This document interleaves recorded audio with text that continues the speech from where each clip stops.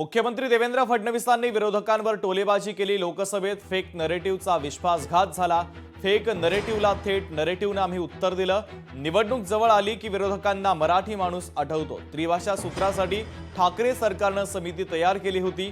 पहिलीपासून हिंदीचा निर्णय ठाकरेंच्याच कॅबिनेटमध्ये झाला होता, असा हल्लाबोल देखील फडणवीसांनी केला।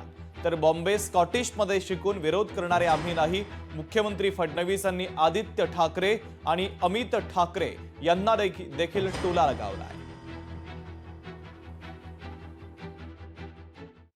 फेक नरेटिव्ह तयार करणारी फॅक्टरी अजून संपलेली नाही।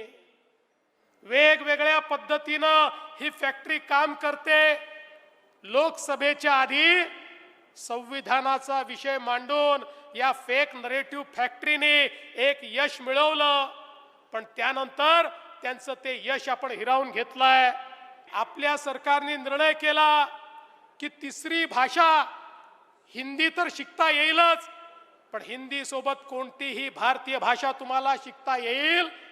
त्यावेळी मात्र हिंदीची सक्ती, हिंदीची सक्ती, हिंदीची सक्ती अशा प्रकारचं बोलणं सुरू केलं। या महाराष्ट्रामध्ये सक्ती एकच आहे, ती म्हणजे मराठीची। मराठी शिकावीच लागेल। आम्हाला अभिमान भारतीय भाषेचा आहे। हो, इंग्रजी भाषा आवश्यक आहे म्हणून शिकली पाहिजे, त्याचा आम्हाला विरोध नाही आहे। बॉम्बे स्कॉटिश मध्ये शिकायचं, इंग्रजीला पायघड्या घालायच्या आणि या ठिकाणी खऱ्या अर्थानं भारतीय भाषांना विरोध करायचा, हा विरोध आम्ही सहन करणार नाही। लोकशाही मराठी ऐका, पहा, जागरूक रहा।